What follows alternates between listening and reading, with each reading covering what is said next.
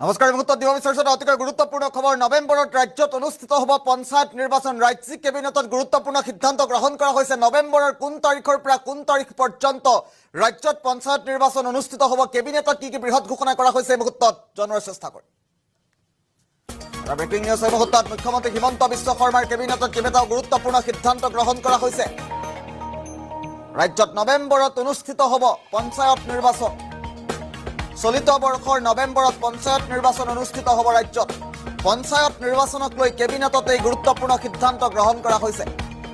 গুৰুত্বপূৰ্ণ খবৰটো মুহূৰ্তত পুনৰবাৰ উল্লেখ কৰাৰ চেষ্টা কৰিছোঁ। অক্টোবৰত জাৰি হ'ব পঞ্চায়ত নিৰ্বাচনৰ অধিসূচনা আৰু নৱেম্বৰত নিৰ্বাচন অনুষ্ঠিত হ'ব। পঞ্চায়ত, ব্লক, জিলা পৰিষদৰ সীমা নতুনকৈ নিৰ্ধাৰণ হ'ব বুলিও মুখ্যমন্ত্ৰীগৰাকীয়ে আজি বৃহৎ মন্তব্য কৰিছে। আগষ্টত নতুনকৈ নিৰ্ধাৰণ হ'ব পঞ্চায়তৰ সীমা। পূৰ্বৰ যি সীমা আছিল সেই সীমা নতুনকৈ নিৰ্ধাৰণ কৰা হ'ব। আগষ্টত শেষ হ'ব পঞ্চায়তৰ সীমা নিৰ্ধাৰণৰ কাম। গুৰুত্বপূৰ্ণ খবৰে মুহূৰ্তত জনাৰ চেষ্টা কৰিছোঁ। অক্টোবৰত নতুনকৈ ব্লক নিৰ্ধাৰণ কৰা হ'ব।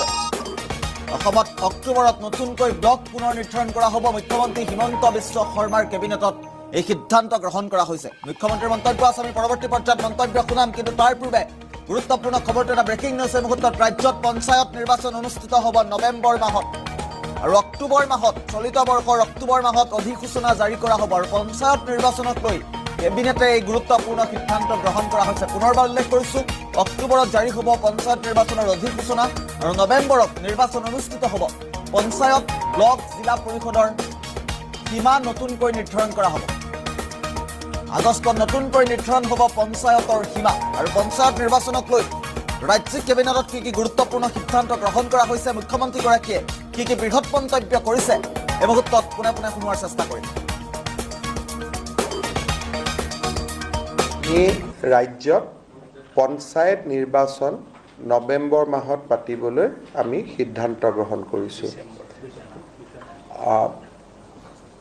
আমাৰ পঞ্চায়ত নিৰ্বাচন হোৱাৰ প্ৰাক মুহূৰ্তত প্ৰত্যেকটো পঞ্চায়ত আৰু জিলা পৰিষদ যাতে দুটা বিধানসভাত নাথাকে।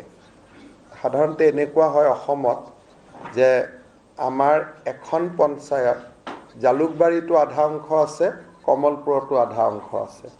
বিশেষকৈ ডেভেলপমেণ্ট ব্লকবিলাক, যে উন্নয়ন খণ্ডবিলাক দুটা দুটা সমষ্টিৰ কাভাৰ কৰি উন্নয়ন খণ্ডবিলাক আছে।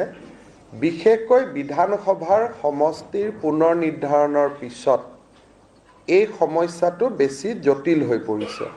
যে আগতে যদি দুটা ডেভেলপমেণ্ট ব্লক এটা বিধানসভাত আছিল, এতিয়া দুটা ডেভেলপমেণ্ট ব্লকে চাৰিটা বিধানসভা সমষ্টিত স্পৰ্শ কৰিছে। কাৰণ ডিলিমিটেশ্যনৰ সময়ততো ব্লক হিচাপত হোৱা নাই, গাঁও হিচাপত হৈছিলে।